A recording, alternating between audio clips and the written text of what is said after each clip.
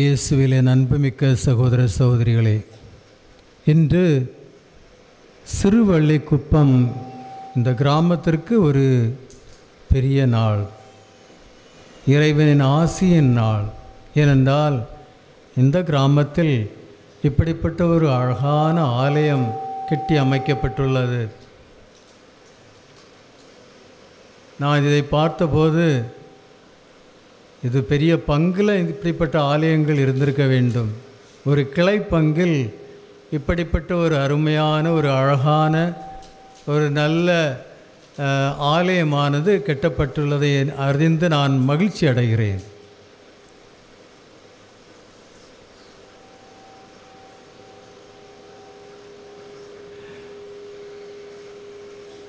இந்த ஆலயம் நாம் இதை பார்க்கும்போது ஏன் இந்த ஆலயத்தை இங்கே கட்டினீர்கள் என்று நான் ஒரு கேள்வி கேட்கிறேன்.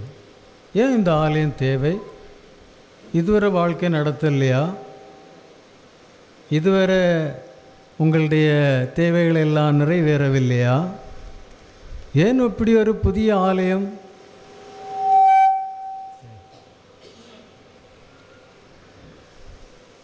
அந்த கேள்விக்கு பதில் யார் சொல்லுவார்? என்னுடைய மறைவுரையிலே நான் கொஞ்சம் கொஞ்சமாக அந்த பதிலை சொல்ல முயற்சி செய்வேன். முதலாக இந்த கோவில் கட்டுவதற்கு நாங்கள் மறை மாவட்டத்தில், உயர் மறை மாவட்டத்தில் எத்தனையோ பங்குகளில் கோவில்கள் மோசமான நிலைமையில் இருக்கிறது. சில பங்குகளில் கோவில்களில் பூசை வைக்க முடியலை, வேறு இடத்துல தான் பூசை வைக்கிறாங்க. பங்கு கோயில்களை பற்றி நான் பேசுகிறேன். கிளைப்பங்கு அல்ல, பங்கு கோயில்கள். அப்படி நிறைய பங்குகள் இருக்கின்றன. மறை மாவட்டத்தில் நிறைய அறை வீடுகள், குருக்களுக்கு தங்க வசதி இல்லாமல் எப்போ அந்த ரூப் கீழே விழுந்துருமோ என்ற பயத்தில் இருக்கின்ற அறை வீடுகளும் நம்முடைய மறை மாவட்டத்தில் இருக்கின்றன. என்றுனா எல்லாம் பழைய காலத்தில் கட்டின கோவில்கள், அறை வீடுகள் இப்போது எல்லாம் பழையதாயிற்று, 50-100 வருஷம் ஆயிற்று. அதை நாங்கள் புதுப்பிக்க முடியாமல், புதிய கோவில்கள் கட்ட முடியாமல் இருக்கும்போது கல்லேரி பங்கின் கிளைப்பங்கு சிறுவள்ளிக்குப்பம் என்ற பங்கில் இப்படி ஒரு அழகான ஆலயம் கட்டியிருக்கிறார்கள். அதை அர்ச்சிக்க, புனிதப்படுத்த என்னை அழைத்திருக்கிறார்கள். நான் இங்கே வந்திருக்கிறேன். ஆனால் என்னுடைய நிறைய பங்கு கோயில்கள் அந்த நிலையில் இருப்பதை நினைத்து நான் இப்படி ஒரு கிளைப்பங்கு என்ன அழகாக இருக்கிறது, அந்த பங்கில் இப்படிப்பட்ட ஒரு அழகான கோவில் இல்லையே என்று நினைக்கிறேன். இதை அமைத்து கொடுத்தது நம்முடைய அருள் தந்தை பிரான்சிஸ் ஆனந்தராஜ். அவர் இத்தாலியில் பணிபுரிபவர், இத்தாலியில் ஒரு சிறு கிராமத்தில் பணிபுரிபவர். நம்ம வெளிநாட்டு பேரை சொன்னாலே மக்கள் என்ன நினைப்பாங்க? அவர் கோடீஸ்வரர், அவருடைய நிறைய பைசா இருக்குது, அதனால தான் அவர் கொடுத்துருக்கிறாரு அப்படின்னு நினைப்போம். ஆனால் இவர் அப்படிப்பட்டவர் அல்ல. இவர் முதலாக என்கிட்ட வந்தபோது நான் சொன்னேன், அதெல்லாம் தேவையில்லை, நீங்கள் பைசா கொடுக்க வேண்டிய தேவையில்லை. பைசா நிறைய வரும்போது நம்ம கடவுளை விட்டு ரொம்ப தூரத்தில் போயிடுறோம். பைசாயும் கடவுளும் ஒன்றா இருக்க முடியாது.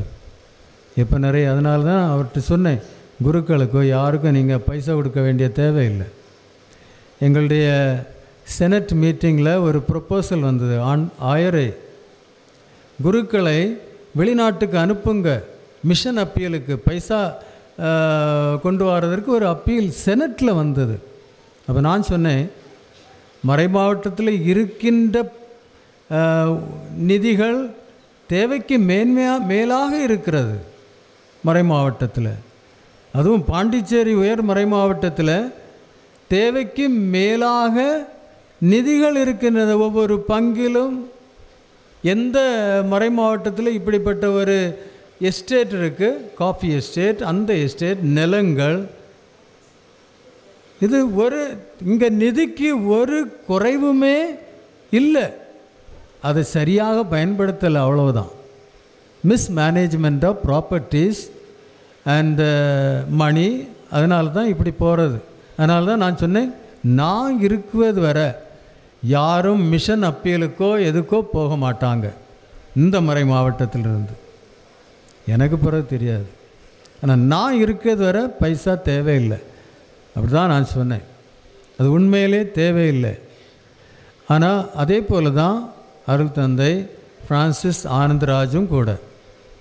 அவர் இதுவரை இப்படிப்பட்ட கோவில் கட்டுவதற்கோ பெரிய ஆடம்பரமான அதுக்கு பைசா அவர் கொடுத்ததில்லை. அவர் எப்போதும் ஏழைகளுக்கு வீடு கட்டுவதற்காகத்தான் அவர் உதவி செய்து கொண்டு வந்தார். ஏழைகளுக்கு வீடு கட்டுவதற்காக, வேறு ஒன்றும் இல்லை. பிறகு நம்ம கேட்டு சில இடங்களில் சமூக கூடங்கள் அமைக்க அவர் உதவி செய்திருக்கிறார். சமூக கூடங்கள் எல்லா மக்களுக்கும், சில கிராமங்களில் திருமணம் எடுக்கணும், அது இது, அதுக்கு இட வசதி இல்லாமல் இருப்பதனால மக்களுடைய நலனுக்காக அவர் அதை கட்டி கொடுத்தார். கோவில்கள் கட்டி கொடுக்க அவர் தயாராகவே இல்லை. அவர் சொன்னது இங்கே ஒரு சமூக கூட அமைத்து கொடுக்கலாம், அவ்வளோதான் அவர் சொன்னது.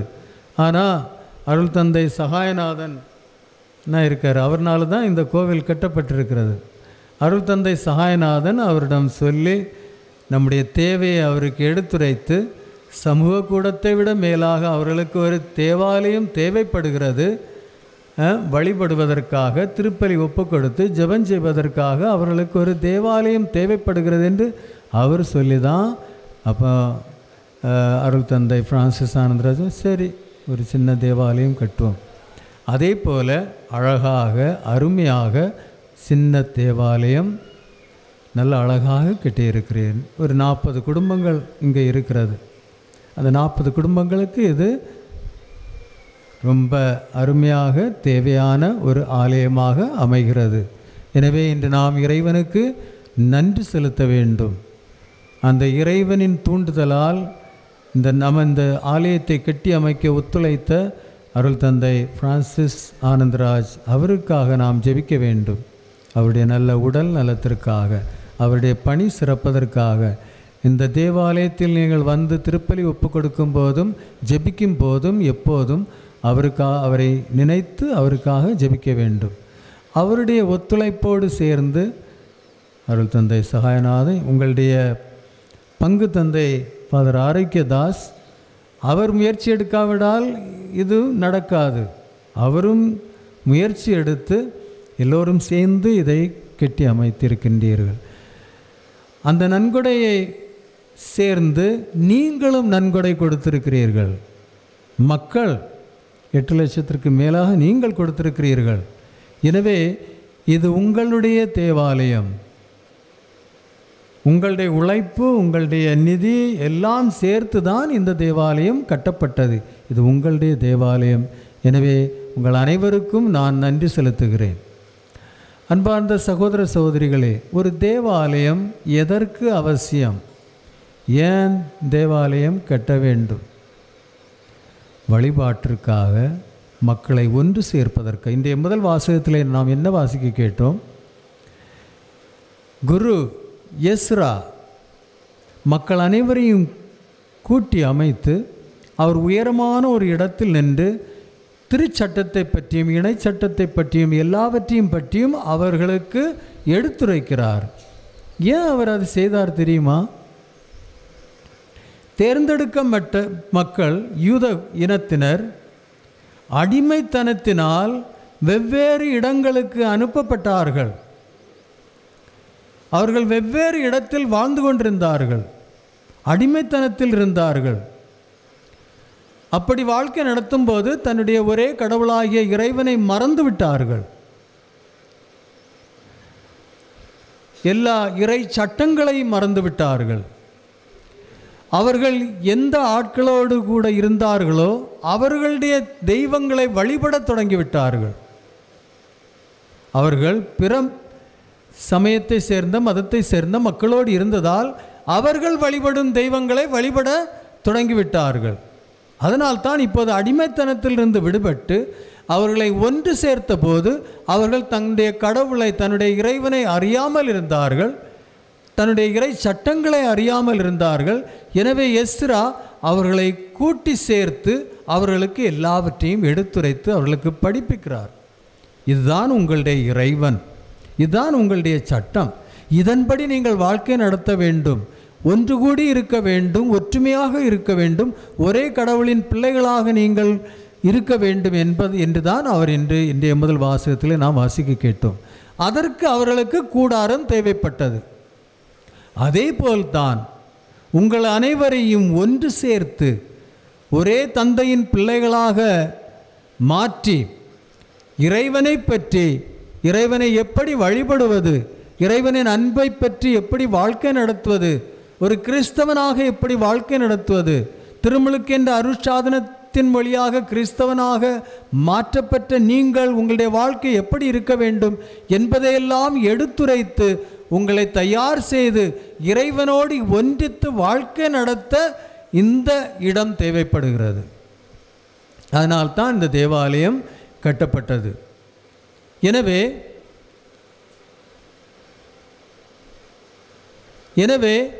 இந்த தேவாலயம் உங்கள் அனைவரையும் ஒன்று சேர்த்து இறைவனை பற்றி அறிந்து அந்த ஒரே இறைவனை வழிபட்டு அவருக்கு உகந்த பிள்ளைகளாக மாறதான் இந்த தேவாலயம் கட்டப்பட்டுள்ளது.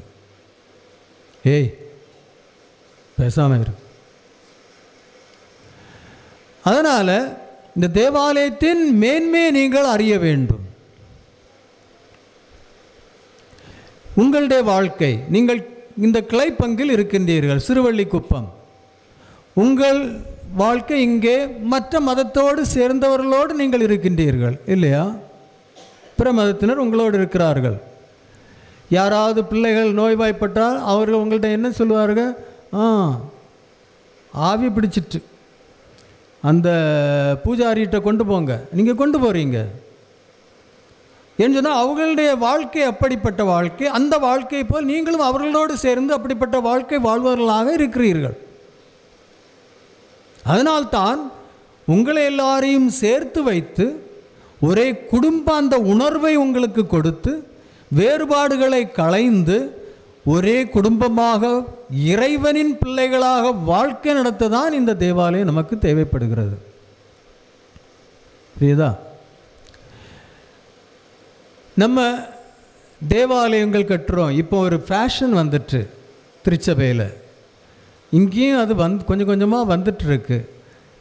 தென் தமிழ்நாட்டில் கோட்டார்மறை மாவட்டம் அங்கே எல்லாம் பெரிய பெரிய கோயில்கள் கட்டுறாங்க. 10 கோடி 15 கோடி செலவு செய்து பெரிய சிகரம், அது என்ன, கோபுரம், பெரிய வானளவில் உள்ள ஒரு கோபுரம், டோம், நல்ல அழகாக அதையெல்லாம் பொற்கற்களால் நல்ல முறையில் அலங்கரித்து பெரிய கோவில்கள் கட்டுறார்கள். மக்கள் எல்லாம் பார்க்க போகிறாங்க. கோவில் அழகாக இருக்குது, மக்கள் அழகாக இருக்காங்களா? கோவில் அழகாக இருக்குது, அதை பார்க்க போகிறாங்க. அவங்க கட்டுறதும் பக்கத்தில் உள்ள பங்கில் உள்ளவங்க என்ன நினைக்கிறாங்க? அவங்க 10 கோடி கோவில் கட்டிட்டாங்களா? நம்ம அவங்கள விட சிறுவர்கள் அல்ல, நம்ம கோயிலையும் இடித்து 15 கோடி கோவில் கட்டுவோம். இன்னொருத்தர் அப்போ 20 கோடி கோவில் நம்ம கட்டுவோம் அப்படின்னு நடந்துட்டுருக்கு. அது இங்கேயும் வருது. இங்கேயும் சில குருக்களும் இதை அறியாமல் மக்களோடு சேர்ந்து இப்படிப்பட்ட கோயில் கட்டணும், கோபுரம் இவ்வளவு உயரத்தில் இருக்கணும், அந்த டோம் இருக்கணும், நிறைய சிலைகள் இருக்கணும், அது இருக்கணும், அந்த இதில் தான் போயிட்டுருக்கு. இயேசுவுக்கு இது விருப்பமா? கடவுளுக்கு இது விருப்பமா? அன்பார்ந்த சகோதரிகளே, இது ஒரு பெரிய கிரைம். அப்படிப்பட்ட கோவில்களை அமைப்பது பெரிய கிரைம். பாவம்னு நான் சொல்லலை, பாவத்திற்கு மேலாக. ஏனென்றால் நம்முடைய சகோதர சகோதரிகள் ஒரு நேரம் சாப்பாடு இல்லாமல் வயிற்றை கட்டிட்டு அவங்க நடக்கிறாங்க. நம்முடைய சகோதர சகோதரிகள் நம் மத்தியிலே உடுக்க உடை இல்லாமல், இருக்க இடம் இல்லாமல், தொழில் இல்லாமல், வசதி இல்லாமல் தத்தளித்து இருக்கின்ற போது நாம் இப்படி இறைவனுக்கு இப்படி ஒரு கோவில் அமைப்பது இறைவனுக்கு விருப்பமாக இருக்குமா? இறைவனின் சாயல், இறைவனின் மக்கள், இறைவனின் மக்கள், இறைவனின் சாயலில் படைக்கப்பட்டவர்கள் வாழ முடியாமல் தவித்து கொண்டிருக்கும் போது அந்த இறைவனுக்கு நீங்கள் இப்படி கோவில் கட்டுவீர்களா? அந்த இறைவன் அந்த கோவிலில் இருப்பாரா? சற்று சிந்தித்து பாருங்கள். இருப்பாரா? இந்த கோவிலே நாம் எதுக்காக கட்டியிருக்கிறோம்? மக்களை எல்லாம் கூட்டி சேர்த்து இறைவன், இறை தந்தை எல்லோரையும் அன்பு செய்தார். அதே போல் நாமும் ஒருவரை ஒருவர் அன்பு செய்து அவர்களுடைய தேவைகளை உணர்ந்து அந்த தேவைகளை நிறைவேற்றி அவர்களையும் நம்முடைய சகோதர சகோதரர்களாக மாற்றி இறைவனின் பிள்ளைகளாக மாறி ஒரே குடும்பமாக மாறி வாழ்க்கை நடத்த தான் இந்த கோவில் கட்டப்பட்டிருக்கிறது. அப்படி உள்ள நேரத்தில் மக்கள் இப்படி தவித்து கொண்டிருக்கும் நேரத்தில் அவர்களிடமிருந்தும் பைசா எடுத்து சந்தா எடுத்து கோவில், இப்படிப்பட்ட கோவில் கட்டுகிறார்கள். இது ஒரு அநியாயம். அநியாயம். கடவுள் ஒருபோதும் இவர்களை மன்னிக்க மாட்டார். ஏனால் கடவுளின் சாயலாக படைக்கப்பட்டவர்கள் உணவு இல்லாமல் தவித்து கொண்டிருக்கும் போது இப்படிப்பட்ட கோவில்களை அந்த இறைவன் விரும்புவாரா? அதுதான் என்னுடைய கேள்வி. நமக்கு கோவில் தேவை. ஒரு இடம், மேலே ஒரு ரூஃப், ஒரு அடையாளம், ஒரு குருசு, அது போதும். இங்கே நீங்கள் இப்படி கோயில் கட்டுறீங்க, ரொம்ப சுதந்திரமாக கட்டிட்டு இருக்கிறீங்க, யாரும் இதுக்கு தடை போடலை. வட மாநிலம், இந்தியாவிலேயே போய் பாருங்கள், வட மாநிலத்தில் வந்து பாருங்கள், கோவில் கட்ட அனுமதி இல்லை. ஒரு சின்ன கூடாரம் போல அமைக்க கூட அனுமதி இல்லாமல் இருக்கிறார்கள். ஏனென்றால் இன்று ஃபண்டமெண்டலிஸ்ட் அவங்களுக்கு எதிராக இருக்கிறார்கள், துன்புறுத்தப்படுகிறார்கள் கிறிஸ்தவர்கள் அங்கே. ஆனால் நீங்கள் இங்கே மெத்தாளமாக பைசா எல்லாம் போட்டு நல்ல உயரமாக எல்லாம் கட்டி கொண்டாட்டம்தான். உங்களுடைய சகோதர சகோதரி கிறிஸ்தவர்கள் அங்கே துன்புறுகிறார்கள், கொல்லப்படுகிறார்கள். இதையெல்லாம் நாம் நினைக்க வேண்டாமா? அது மட்டுமல்ல, நம்முடைய எத்தனை வேறுபாடுகள் இருக்கின்றன. நாம் ஒற்றுமையாக இருக்கின்றோமா? இல்லை. தமிழ்நாடு திருச்சபை உலக அளவில் நாம் பார்க்கும்போது ஒரு மேன்மையான திருச்சபை. ஆனால் இப்போது அடிபட்டு கிடக்கிறது தமிழ்நாடு திருச்சபை. ஏன்? சாதி வேறுபாடுனால தமிழ்நாடு திருச்சபை எல்லா திருச்சபையிலும் தரைமட்டமாக போய் கிடக்கும் ஒரு திருச்சபையாக இருக்கிறது. இந்த நற்செய்தியில் என்ன வாசிக்க கேட்டோம்? இயேசு அந்த கோவில் எருசலேம் தேவாலயத்தில் போய் சாட்டை எடுத்து எல்லாரையும் அடித்து வெளியில் இறக்குறாரு. ஏன் தெரியுமா? என்னுடைய தந்தையின் இல்லத்தை நீங்கள் ஒரு விற்பனை இடமாக மாற்றிவிட்டீர்கள் என்று சொல்கிறார். எப்படிப்பட்ட விற்பனை இடம் தெரியுமா? எருசலேம் தேவாலயத்தில் யூதர்களுக்கு தனி இடம், யூதர் அல்லாத மற்றவர்களுக்கு தனி இடம், அப்படி வெவ்வேறு இடங்கள் வைக்கப்பட்டிருந்தன. அவர்கள் ஒரே மக்களாய் இருக்கவில்லை. The court of the gentiles, அது ஒரு தனி இடம். அந்த மக்கள் யூதர்கள் இருக்கும் அந்த இடத்திற்கு போக முடியாது. நம்ம இங்கே சாதி வேறுபாடு இருப்பது போல தனி கல்லறைகள், தனி கோவிலில் தனி இடங்கள், அதே போல் எருசலேம் தேவாலயத்தில் இருந்தது. அந்த யூதர் அல்லாத மக்கள் இருந்து வழிபடும் இடத்தில் இந்த யூதர்கள் அதை விற்பனை இடமாக மாற்றிவிட்டார்கள், பலி பொருட்களை விற்கும் இடமாக மாற்றிவிட்டார்கள். அதைத்தான் இயேசு கண்டிக்கிறார். அதைத்தான் அங்கே வந்து இயேசு சாட்டையால் அடித்து அவர்களை எல்லாம் வெளியே துரட்டுகிறார். ஒரு தேவாலயம் எல்லோரையும் ஒன்று சேர்த்து ஒரே குடும்பமாக மாற்றுவதற்காக அமைக்கப்பட்ட ஆலயம். அந்த ஆலயத்தில் இப்படிப்பட்ட பிரிவினைகள் இருக்கும்போது அங்கே இறைவன் இருக்க மாட்டார். உண்மையான ஆலயம் யாது? இன்றைக்கு ஆலயம் கட்டுவது ஒரு கடினமான இது அல்ல. பைசா இருக்கா, 40 கோடி 50 கோடி 100 கோடிக்கும் ஆலயம் கட்டலாம். ஏன் கட்டக்கூடாது? கட்டலாம். பைசா தான் வேணும். ஆனால் அது உண்மையான ஆலயமா? உண்மையான ஆலயம் யாது? இந்த 2ஆம் வாசகத்தில் இயேசு சொல்கிறார், உண்மையான ஆலயம் யாது? பவுலடியார் நமக்கு எடுத்து கூறுகிறார், நீங்கள் கடவுளின் கோவில், கடவுள் உங்களிடம் குடிகொள்கிறார், எனவே நீங்கள் தூய்மையானவர்கள். இந்த ஆலயத்தை யாராவது அழித்தால் நான் அவர்களை அழித்து விடுவேன் என்று இந்த இறைவார்த்தை சொல்கிறது. கோவில் யார்? கோவில் யார்? உண்மையான கோவில் யார்? யார்? நம்ம தான். இது அல்ல, நம்ம தான் உண்மையான கோவில். இது ஏன் கட்டப்பட்டது?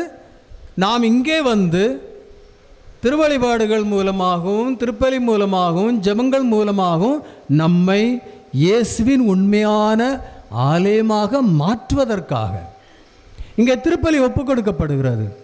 திருப்பலிக்கு ஒப்பு கொடுத்து இயேசுவை நாம் நற்கருணையில் இயேசுவை நாம் உட்கொள்கிறோம் இல்லையா? இயேசு நம்முடைய உள்ளத்தில் வாரார். அதுக்கப்புறம் என்ன ஆச்சு? அந்த இயேசுவை நன்மை வாங்கி விட்டு அங்கே வெளியில் போய் அங்கே இருந்து எல்லாட்டையும் பேசிகிட்டு இருப்பீங்க. பாவம் அந்த இயேசு அவர் உள்ளத்தில் தனிமையாக இருக்கிறார். அவரை மறந்துடுறீங்க. நாக்க நீட்டு அவரை எடுத்துக்கிட்டு பிறகு மறந்துடுறீங்க. பிறகு வேற என்னெல்லாமோ செய்துட்டு இருக்கிறீங்க. குருவானவரும் இங்கே தான் நற்கருணை பிழை இல்லை, நல்லது. குருவானவரும் மீதி இருக்கிறத எடுத்து அங்கே நற்கருணை பிழையில் பூட்டிட்டு இங்கே இருந்துக்கிடும், எங்களை தொல்லை கொடுக்கக்கூடாது, அடுத்தது நாங்கள் வாரது வரை இங்கே இருந்துக்கிடணும் அப்படின்னு சொல்லிட்டு போயிடுறாரு. அப்படி தான் நாங்கள் நம்ம எல்லாம் இயேசுவை நடத்து. நீங்களும் என்ன செய்யுங்க? ஆண்டவரே இதுதான் கோவில், நீங்கள் இந்த கோவிலில் இரும், எங்களுடைய வீடு அங்கே இருக்குது, நாங்கள் எங்களுடைய வாழ்க்கையை பார்த்துக்கிடும், தேவைப்பட்ட நேரம் நாங்கள் இங்கே வருவோம், ஆனால் நீங்கள் இங்கே இருந்துக்கிடும் அப்படின்னு சொல்லிட்டு நீங்கள் போயிடுறீங்க. இதுதான் நம்முடைய வாழ்க்கை. அதுக்கு தான் கோவில் கட்டுறீங்க. அவர் நம்மளை தொந்தரவுப்படுத்தக்கூடாது, அவருக்கு ஒரு கோவில் கட்டி அந்த கோவிலில் இருக்க சொல்லுங்க, அவ்வளோதான். அதான் நம்முடைய வாழ்க்கையாக மாறிட்டு. அன்பார்ந்த சகோதர சகோதரிகளே, நாம் ஒவ்வொருவரும் இறைவனின் உண்மையான கோவில். இயேசு இந்த இடத்துல இருக்க விரும்பலை. இயேசு நம்முடைய உள்ளத்தில் இருக்க விரும்புகிறார். அவர் இம்மானுவேல், அவர் நம்மோடு. உலகம் முடியும் வரை நான் உங்களோடு இருக்கிறேன் என்று இயேசு சொன்னார். ஆனால் நம்மோடு இருக்க விரும்புகிறார். இந்த ஆலயத்தில் நீங்கள் வருவது அவரை எடுத்துக்கொண்டு நம்மோடு அவரை வைத்து அவரோடு இணைந்து வாழ்க்கை நடத்துவதற்காகத்தான் இந்த கோவில் நமக்கு கொடுக்கப்பட்டுள்ளது. அப்போ நீங்கள் நன்மை வாங்கிட்டு அந்த இயேசு நம்முடைய உள்ளத்தில் வாரார், அவர்கிட்ட பேசணும். இல்லாமல் இருந்தால் அவர் அங்கே தனிமையாக அவரை கூப்பிட்டுட்டு அங்கே தனிமையாக இருக்கு. உங்கள் வீட்டில் ஒரு உறவினர் வாராரு, அவர் வந்ததை நீங்கள் ஒரு நாற்காலி போட்டு நீங்கள் இதில் உட்காருங்கன்னு சொல்லிட்டு நீங்கள் போய் உங்கள் வேலையை பார்த்துட்ருப்பீங்க. உங்களுக்கு எப்படி இருக்கும்? அங்கே இருப்பீங்களா? அப்போ இயேசுவை நீங்கள் இப்படியெல்லாம் படுத்துறீங்க. இயேசு உங்கள் உள்ளத்தில் வாராரு, வந்தப்புறம் அவரை பற்றி நீங்கள் நினைக்கிறதே இல்லை, அவர்கிட்ட பேசுறதில்லை. நீங்கள் பாட்டு உங்கள் காரியத்தை நடத்திட்டு இருக்கிறீங்க, வேறு ஆட்கள்கிட்ட பேசிகிட்டு இருக்கிறீங்க. அவர் என்ன செய்வார்? அன்பார்ந்த சகோதர சகோதரிகளே, திருப்பலியின் போது இயேசு உண்மையிலே நம்முடைய உள்ளத்தில் வருகிறார். அவர்கிட்ட பேசணும். அவர்கிட்ட பேசி அவர்கிட்ட சொல்லணும், ஆண்டவரே நீர் என் உள்ளத்தில் இருக்கிறீர், நான் பாவி, இந்த பாவியின் உள்ளத்தில் வந்திருக்கிறீர்கள், நான் இதற்கு தகுதி அல்ல, நான் பாவக்கரைகளால் இருப்பவன். எனவே அவர்கிட்ட சொல்லணும், ஆண்டவரே நீர் பெத்லேகம் அந்த மாட்டுத் தொழுவத்தில் பிறந்தீர், என்னுடைய இதயமும் மாட்டுத் தொழுவத்தை போல தான் இருக்குது. அசிங்கமாக கெட்ட வாழ்க்கை நடத்தி கெட்ட காரியங்களை செய்து கெட்ட வார்த்தைகளை பேசி அசிங்கமான இடம் அங்கே தான் நீர் வந்தீர், நான் இனி அதை சுத்தம் செய்கிறேன் அப்படின்னாவது சொல்லணும். பாவம் அவர் நாக்கை பிடிச்சிட்டு மூக்கை பிடிச்சிட்டு உள்ளத்தில் இருக்க வேண்டிய நிலைமையை செய்யக்கூடாது. ஆண்டவரே, என் பாவங்களுக்காக நான் மன்னிப்பு கேட்குறேன், என்னை தூய்மையாக்கும், என்னுடைய தூய்மையான உள்ளத்தில் நீர் எப்போதும் இரும் என்று சொல்லணும். பூசை முடிஞ்சு ஆசீர்வாதம் கிடைச்ச பிறகு அந்த ஆண்டவரை கூட்டிகிட்டு போகணும். இங்கே விட்டுட்டு போகக்கூடாது. அவர் உங்களோடு இருக்க விரும்புகிறார். எனவே அவர்கிட்ட சொல்லணும், ஆண்டவரே, நான் இப்போ என் வீட்டுக்கு போகிறேன், வாங்க. அழைக்கணும் அவரை. எவ்வளோ மகிழ்ச்சி அடைவார் இயேசு. கூட்டிகிட்டு போனோம். வெளியில் இறங்கினான்னு சொல்லணும், ஆண்டவரே, இதுதான் என்னுடைய வீட்டுக்கு போகும் வழியை காட்டி கொடுக்கணும். அதன் பிறகு நம்ம வீடு போய் சேர்ந்தால் அதை, ஆண்டவரே, இதுதான் என்னுடைய வீடுன்னு அவர்கிட்ட சொல்லணும். வீட்டில் போய் எல்லாரையும் அவருக்கு இன்ட்ரடியூஸ் பண்ணணும். ஆண்டவரே, இது என்னுடைய அப்பா அம்மா, இது என்னுடைய கணவன், இது என்னுடைய மனைவி, இது என்னுடைய பிள்ளைகள், இது என்னுடைய உறவினர்கள், இவர்களெல்லாம் நாங்கள் எல்லாம் இந்த வீட்டில் இருக்கிறோம் ஆண்டவரே அப்படின்னு அவர்கிட்ட பேசணும். அப்போ தான் அந்த ஆண்டவர் அந்த வீட்டில் இருப்பார். அவருக்கு வரவேற்பு கிடைக்கிறது. அப்புறம் யாராவது சுகம் இல்லாமல் இருந்தால் அவர்கிட்ட சொல்லணும், ஆண்டவரே, இவர் சுகம் இல்லாமல் இருக்கிற, அவர் மேலே கை வைத்து அவருக்கு நல்ல சுகத்தை கொடும்.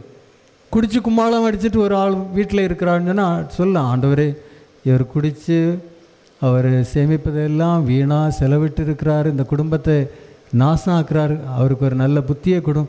நம்ம ஆண்டவரை, அவர் நமக்காக இந்த உலகத்திற்கு வந்தார். நம்முடைய ஒவ்வொருவருடைய உள்ளத்திலும் வீட்டிலும் அவர் வசிக்க அவர் எப்போதும் காத்திருக்கிறார். அதனால்தான் அவரை எடுத்துகிட்டு போனோம். உண்மையான ஆலயம் அதுதான். அவர் இங்கே இருக்க விரும்பல, உங்களுடைய உள்ளத்திலும் உங்களுடைய வீடுகளிலும் உங்களோடு சேர்ந்து இருக்க இறைவன் விரும்புகிறார். அதனால்தான் இன்று இந்த ஆலயமானது உங்களுக்காக கட்டப்பட்டது. இதை நல்ல முறையில் பயன்படுத்துங்கள். இதை எப்போதும் பக்தியோடு தூய்மையாக வைத்து கொள்ள வேண்டும். நீங்கள் உள்ளே வந்ததும் இந்த சந்தைக்கு போனது மாதிரி பேசிட்டு எடுத்துகிட்டு சத்தம் போட்டிருக்க பங்கு சாமியார்னு சொல்லணும், அமைதியாக இருங்க, இறை வார்த்தைக்கு செவி கொடுங்க. ஏன் அப்படி சொல்லணும்? நான் அதை தான் பார்த்துருக்குறேன். நான் கத்தி கத்தி மறையுறையில் இதெல்லாம் சொல்லுவேன். ஆனால் பூசை முடிஞ்சதும் அதுதான் பார்க்குறேன். பக்தியோடு அந்த ஆண்டவர்கிட்ட பேசிட்டு வெளியே போகாமல் பேசி சத்தம் போட்டு இது ஒரு சந்தையாக மாற்றுவீங்க. கடவுள் சாட்டை எடுத்துகிட்டு வருவார். அவர் இப்போ பொறுத்து இருக்கிறாரு.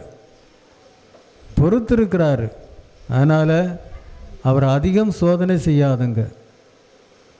இதையெல்லாம் உணர்ந்து நம்முடைய வாழ்க்கையில் கொஞ்சம் மாற்றத்தை கொண்டு வரணும். மாற்றத்தை கொண்டு வந்து நாம் நம்மோடு இருப்பவர்களோடு அன்போடு பழகி அன்போடு இருந்து, இது ஒரு ஜூபிலி ஆண்டு. இந்த ஜூபிலி ஆண்டு எதிர்நோக்கின் பயணிகள் நம்ம எல்லோரும் சேர்ந்து பயணிக்கணும். புரியுதா? நம்ம எல்லோரும் இறைவனின் மக்கள். நான் ஆயராக இருக்கிறேன், இவங்க குருக்களாக இருக்கிறார்கள். நாங்கள் எல்லாரும் உங்களோடு சேர்ந்து இறை மக்கள். அதான் சில நேரம் அவர் ஆயர்னு சொல்லிட்டு 1000 வெளியில் விட்டுருவாங்க. அது தப்பு. ஆண்டவரே, 1000 ஆண்டவரேன்னு கூப்பிட்றீங்க, அது தப்பு. நானே வந்து இங்கே ஆண்டவரேன்னு கூப்பிட்டு அவர்கிட்ட ஜெபம் செய்கிறேன். ஆண்டவரே, என் மீது இரக்கம் ஆயிரும் என்று நான் ஜெபிக்கிறேன். நீங்கள் என்கிட்ட வந்து ஆண்டவரேன்னு கூப்பிட்றீங்க. சில நேரம் எனக்கு வருத்தமாக இருக்கும். ஏன் தெரியுமா? சில நேரங்களில் நான் கம்யூனியன் டிஸ்ட்ரிபியூஷன் கொடுக்க போகிறதில்ல. ஏன் தெரியுமா? நான் கம்யூனியன் டிஸ்ட்ரிபியூஷன் கொடுக்குறேன், இயேசுவினுடைய உடலை உங்களுக்கு கொடுக்குறேன். அந்த இயேசுவினுடைய உடலை நீங்கள் எடுத்துட்டு அதையெல்லாம் பார்க்காம என்னுடைய காலை தொடுறீங்க. அது எனக்கு வருத்தமாக இருக்கும். அந்த இயேசுவை, அந்த ஆண்டவரை, அந்த கடவுளை, நம்மை படைத்தவரை, நமக்காக சிலுவையிலே மரித்தவரை, அந்த ஆண்டவரை நீங்கள் மறந்து இந்த பாவியினுடைய காலை தொடுறீங்க. மற்ற நேரங்களில் தொட்டாலும் ஒரு மரியாதைன்னு சொல்லலாம். இயேசுவை கையில் ஏந்தி அதுக்கப்புறம் என்னுடைய காலை தொடுகிற இது ஒரு இதெல்லாம் நீங்கள் உணரணும். ஒரு ஆயர் யார்? மக்களோடு ஒன்றாயிருப்பவர் தான். அவர் பெரிய வானத்திலேருந்து விழுந்தவர் அல்ல. நம்ம எல்லாரும் ஒன்றாக இறை மக்கள். அந்த இறை மக்கள்ல இருந்து என்னை தேர்ந்தெடுக்கிறாங்க, இவங்களை தேர்ந்தெடுத்திருக்கிறாங்க பணி செய்வதற்காக, உங்களுடைய பணியாளர்களாக இருப்பதற்காக, உங்களுடைய செர்வெண்டாக இருப்பதற்காக. புரியுதா? செர்வண்டாக இருப்பதற்காக. இந்த வேற மதங்களில், இந்து மதங்களில் அவங்களுடைய பெரிய சங்கராச்சாரி அவங்க எல்லாம் வராங்க, அவங்கள பெரிய கொண்டாட்டமாக கொண்டாடுறாங்க. அதே போல் நீங்கள் செய்யக்கூடாது. மந்திரிகள், மினிஸ்டர்ஸ் எல்லாம் வராங்க, அவங்களுக்கெல்லாம் ஆரம் போட்டு பொன்னாடை போர்த்தி கொட்டடித்து ஒரு மைல் 2 கிலோமீட்டர் தூரம் நடத்தி ஆடம்பரமாக கொண்டு வரீங்க. அது அவங்களுக்கு, அது இந்த உலக இது. ஒரு அர்ப்பண வாழ்க்கை நடத்தும் ஒரு ஆயரை, ஒரு குருக்களை அப்படியெல்லாம் செய்யக்கூடாது. அதனால தான் நான் அங்கே வண்டியை நிறுத்தலை. நீங்கள் அங்கே வந்து நின்றுட்டு இருந்தீங்க இல்லையா? ஆடம்பரமாக கொட்டடிச்சு அவரை கொண்டு வரதுக்கு நான் யார்? அதனால தான் நான் அந்த வண்டியை நிறுத்தலை. சிலர் நினச்சிருப்பாங்க, ஓ இந்த ஆயர் நடக்க முடியாமல் வண்டியிலே போனோன்னு சொல்லிட்டு இருக்கிறாரு. அப்படி இல்லை. நான் வேணும்னு வண்டியிலேருந்து இறங்கலை. என்னன்னா இதெல்லாம் நம்ம நிறுத்தணும். இது சரியில்லை. நம்ம மக்களோடு ஒன்றாக இருக்கணும். புரியுதா? அதனால தான் நான் அங்கேருந்து இறங்கி வராமல் இங்கே நேரம் வந்து பூசைக்கு நான் ரெடியானேன். நம்ம எல்லோரும் இங்கே பூசை திருப்பலி ஒப்பு கொடுக்க வந்திருக்கிறோம். ஒரு ஆயரை பார்க்கையில் வரல, ஒரு ஆயருக்கு ஒப்பு கொடுக்க வரல, இயேசுவை ஒப்பு கொடுக்க வந்திருக்கிறோம். அந்த கருத்து எல்லாருடைய மனதிலும் இருக்கணும். நானும் அந்த இயேசுக்கு திருப்பலி ஒப்பு கொடுக்க தான் நானும் வந்திருக்கிறேன். நீங்களும் அதே போல் வந்திருக்கிறீங்க. நாங்கள் ஒரே இறைமக்களாக இருக்கிறோம். ஆனால் அதில் ஒரு சிறப்பான பணியை இறைவன் எனக்கு அளித்திருக்கிறார். அந்த பணியை நான் செய்கிறேன். அது செய்ய விடுங்க. நீங்கள் இப்படியெல்லாம் கொட்டி இதெல்லாம் போட்டு தான் ஆயர்மார்கள், குருக்கள்மார்கள் தலைமையில் ஏறி இருக்கிறாங்க. நீங்கள் சொல்லதை கேட்க மாட்டாங்க பிறகு. அதனால் இதெல்லாம் நீக்கணும். நீங்கள் புரியுதா? நான் சொல்லது ஒருவேளை உங்களுக்கு பிடிக்காமல் இருக்கலாம். ஆனால் அதை நீங்கள் உணர்ந்து அதெல்லாம் மாற்றணும். அதான் நான் உங்கள்கிட்ட வேண்டுகோள் வைக்கிறேன். இது எல்லா இடமும் நான் இதை இப்போ சொல்லிட்டு வரேன். எல்லோரும் மாற்றணும். நம்ம டயசிஸில் இதெல்லாம் மாற்றணும். நம்ம எல்லாரும் ஒரே பிள்ளைகளாக, கடவுளின் பிள்ளைகளாக இருந்து அதை உணர்ந்து வேறுபாடுகளை களைந்து ஒற்றுமையோடு ஒன்றுபட்டு ஒரு நல்ல மக்களாக மாறி இறைவனுக்கு பிரியமுள்ள பிள்ளைகளாக மாறி வாழ்க்கை நடத்தினா தான் என்னுடைய விருப்பம். அதே போல் அதுக்காக நீங்கள் ஒத்துழைக்கணும். பாவம், நான் அவர் பங்கு ஆரோக்கியதாசை பிடிச்சி கோவப்பட்டேன். இது என்ன நீ இதெல்லாம் இருக்கிற ஆண்டவரை என்ன செய்ய மக்கள் இதெல்லாம் செய்கிறாங்க? நான் மக்களுக்கு படித்து கொடுக்கணும், நீ அவர்களுக்கு சொல்லிக் கொடுக்கணும், அவளை மனத்தை மாற்றணும். அப்படி தான் நான் அவர்கிட்ட சொன்னேன். ஸோ இதெல்லாம் நம்ம பார்த்து கொஞ்சம் மாற்றத்தை கொண்டு வரணும். நம்மிடையே ரொம்ப முக்கியம். நம்ம எல்லாரும் இறை மக்கள். எவ்வளவு இயேசு என்னை அன்பு செய்கிறாரோ அவ்வளவு உங்கள் ஒவ்வொருவரையும் அன்பு செய்கிறார். என்ன தனிப்பட்ட முறையில் அவர் செய்யலை, அதே போல தான் உங்களையும் அன்பு செய்கிறார். புரியுதா? ஸோ அதனால் இந்த கோவிலை நீங்கள் ஒரு பக்தியாக வைங்க. இங்கே கொண்டாட்டம், வரவேற்பு, சென்ட் ஆஃப் அதெல்லாம் இங்கே வைக்கக்கூடாது. இறைவனை தரிசிக்க மட்டும் இந்த இடம் உபயோகிக்கப்படணும்.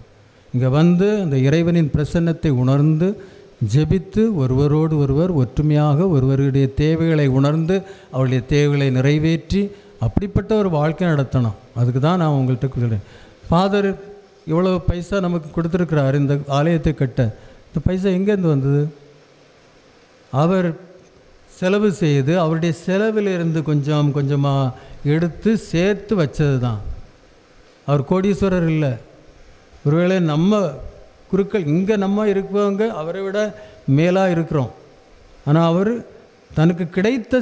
தனக்கு செலவுக்கு கிடைத்ததை அவர் செலவு செய்யாமல் ஒதுக்கி வைத்து அப்படி தான் அவர் இந்த இதெல்லாம் செய்கிறார். மக்கள் கொடுக்கிற மக்கள் தனக்கு தேவையான பணத்திலிருந்து கொஞ்சம் ஒருத்தல் செய்து தியாகம் செய்து அப்படி தான் கொடுக்குறாங்க.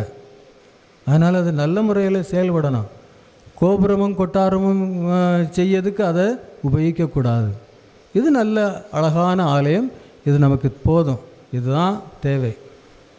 ஸோ அதையெல்லாம் உணர்ந்து கூடுதலாக நம்ம இந்த கட்டடங்களுக்கு அதிகம் கவனம் செலுத்தாமல் உண்மையான ஆலயமாகிய மக்களுக்கு கவனம் செலுத்துங்க. உங்கள் மத்தியில் யாராவது தேவையில் இருக்கிறா அவங்களுக்கு கொஞ்சம் செய்யுங்க. அதுதான் கிறிஸ்தவ பண்பு, கிறிஸ்தவ வாழ்க்கை. அவங்களுக்கு செய்யுங்க. உங்கள் மத்தியில் யாரும் உணவு இல்லாமல், உடுக்க உடை இல்லாமல், இருக்க இடம் இல்லாமல் போகக்கூடாது. அப்படி போக வைத்தீங்கன்னு சொன்னால் இயேசு உங்கள்கிட்ட சொல்லுவார், நான் பசியாக இருந்தேன், நீ எங்களுக்கு உணவு கொடுக்கவில்லை. தாகமாக இருந்தேன், தண்ணி கொடுக்கவில்லை. இடமில்லாமல் இருந்தேன், பரதேசியாக இருந்தேன், எனக்கு நீங்கள் இடம் கொடுக்கவில்லை. இயேசு உங்கள்கிட்ட சொல்லுவார். நான் முதல்ல எச்சரிக்கை கொடுக்குறேன். அதனால் அதையெல்லாம் உணர்ந்து பிறருக்கு உதவி செய்யும் மக்களாக மாறி ஒரு நல்ல கிறிஸ்தவ வாழ்க்கை வாழ இன்றைய திருப்பலியிலே நாம் இறைவனை வேண்டுவோம். அன்பார்ந்த சகோதர சகோதரிகளே, இப்போது இந்த திருப்பீடமானது அர்ச்சிக்கப்பட்டு புனிதப்படுத்தி திருத்தைலத்தால் பூசப்பட்டு அபிஷேகம் செய்யப்படுகிறது. இந்த பீடம் யார் தெரியுமா? இயேசு கிறிஸ்து. இந்த பீடம் இயேசு கிறிஸ்துவை எடுத்து காட்டுகிறது. அதனால் இதற்கு மரியாதை செலுத்த வேண்டும். மரியாதை செலுத்த வேண்டும். இந்த பீடத்தில் அங்கே எங்கேயுமா ஓடிட்டு இருக்கக்கூடாது. இது இயேசுவை எடுத்து காட்டுகிறது. அதே போல் இந்த பீடத்தை சுத்தமாக வச்சுருக்கணும். நிறைய அலங்காரம் எல்லாம் பண்ணக்கூடாது. பீடமே ஒரு நல்ல அலங்காரமாக உள்ளது. அதனால் வேறு ஒன்றும் போட ஒரு வெள்ளை துணி, அவ்வளோதான் அந்த இயேசுவின் பலியை செலுத்த. ஸோ அதெல்லாம் ஃபாதர்ஸுக்கு தெரியும். அவங்க லிட்டர்ஜிக்கல் பிரகாரம் உங்களுக்கு சொல்லிக் கொடுப்பாங்க. அதன்படி செய்யறதுக்கு தயாராக இருங்க. இப்போது பக்தியோடு இந்த சடங்கில் பங்கு கொள்வோம்.